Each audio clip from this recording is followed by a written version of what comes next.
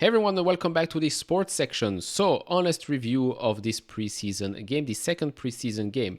And this is the first, let's say, important-ish point I want to say. This is our second preseason game in the United States. This is the last preseason game for Celtic. So they've been playing more games than us. Jet lag-wise, fitness-wise, they don't really have any issues anymore. Okay, cool. They also scored 4 goals against Manchester City. Now they scored another 4 against Chelsea. Okay. Fine. But Chelsea, okay, it's your first week in the United States. Maybe you're still tired. Maybe you're not fit enough. Maybe you don't get the system yet.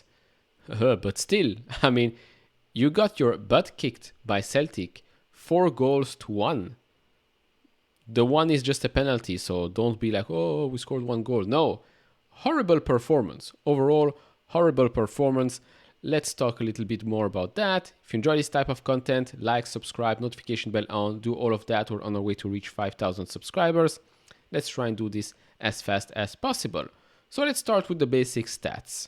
So like the previous game, we again had more possession. But unlike the previous game, this time we did shoot a bit more. 23 shots compared to 14 from Celtic, but they had 11 shots on target.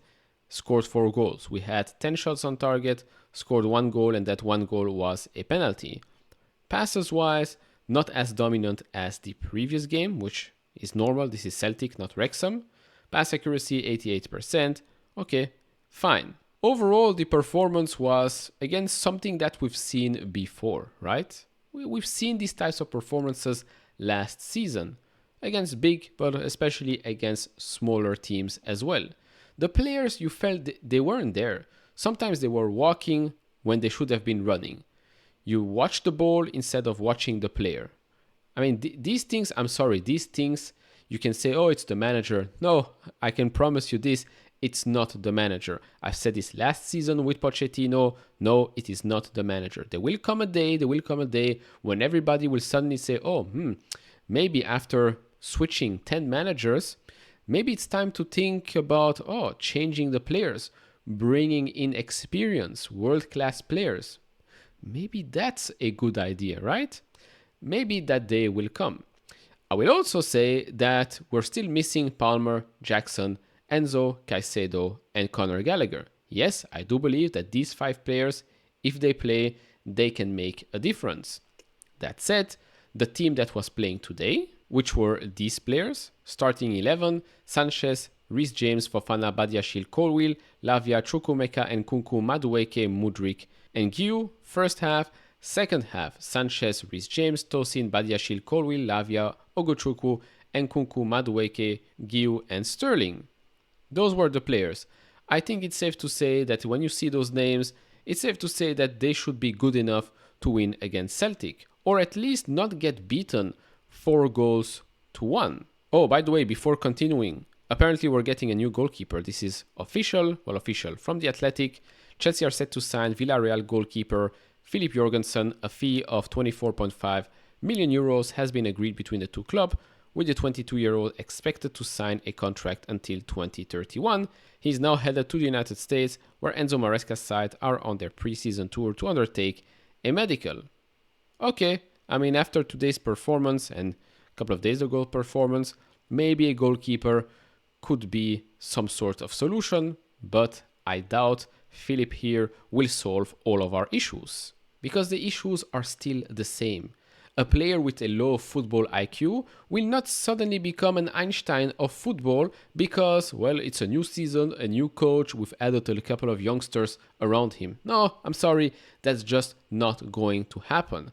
And for the folks that say that, oh, Fofana deserves to be a starter, no, again, this performance today showed you yet again why he should not be a starter. Mudryk should not be starting for a club like Chelsea.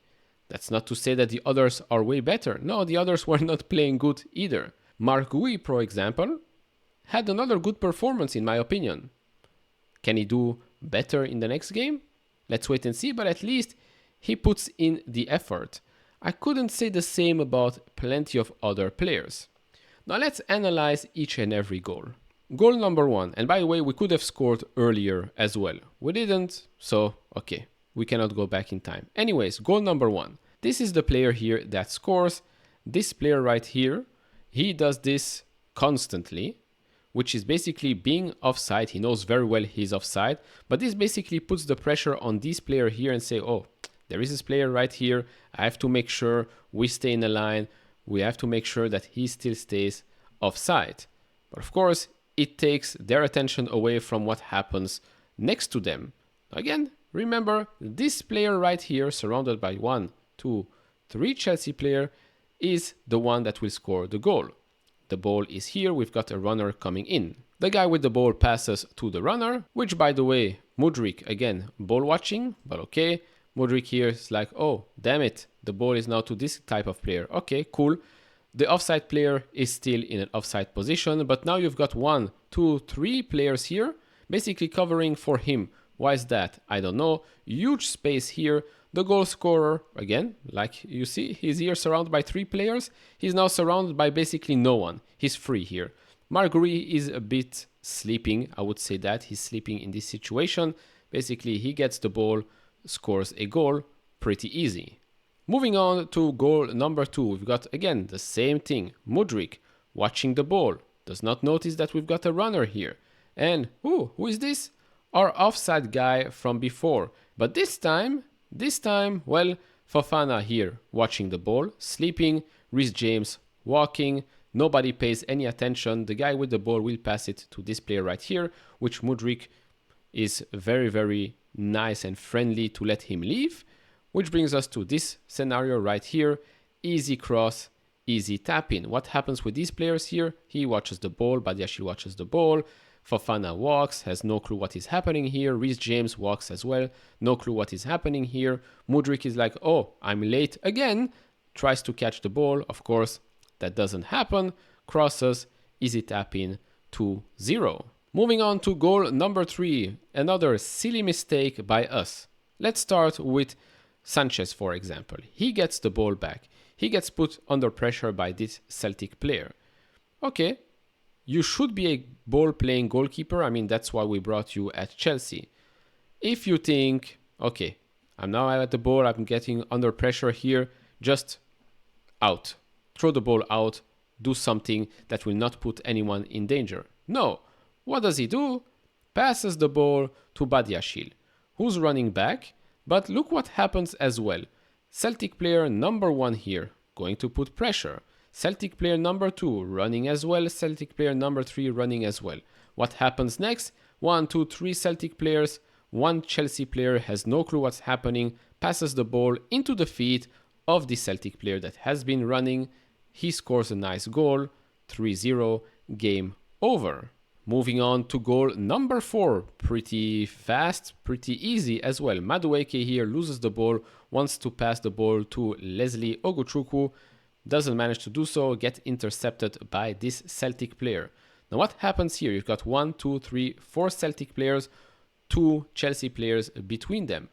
Dominant position for Celtic. Yes, we've got 2 defenders in our own half.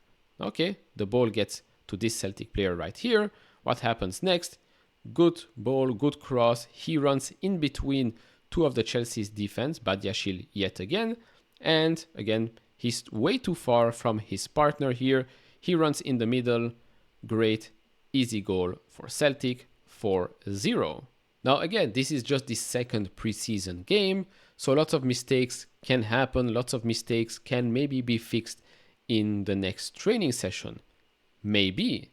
But as you've seen, I've explained these mistakes like I'm explaining it to a 5-year-old. Seriously, these are dumb mistakes.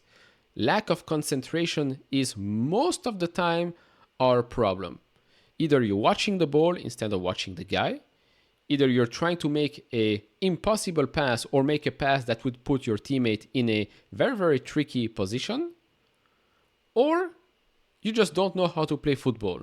And we've seen these mistakes time and time again. Even when we're winning. When we were winning against teams, suddenly we make a silly mistake, that team comes back in. 2-1, then 2-2, we end a draw.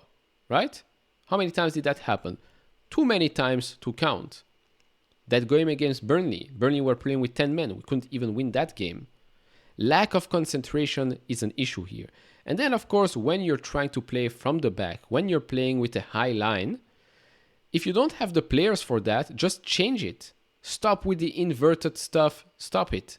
Go back to training and try some other stuff. Go back to the normal back line, back four. You've got full backs if you want, whatever. But the inverted one clearly did not work today or against Wrexham. The high line clearly from the start did not work. Celtic knew exactly what was going to happen and they took their opportunities. And we got obviously punished by that. Trying to play Pep Guardiola City football with championship type of players will not work. I'm sorry, it will not work. Maybe it works in the championship. Maybe that's why we've brought in Enzo Maresca. Since he won in the championship, maybe we want to win the championship. Now it makes sense. Of course, I'm joking here. Anyways, that's all I've got for you today, because otherwise I will just keep on rambling around, blah, blah, blah. Let's go on. Next game. Let's hope to see better results. Those are my thoughts. That's my analysis. If you like this type of videos, thumbs up, like, subscribe, notification bell on, do all of that. And I'll see you all in the next one. Bye-bye.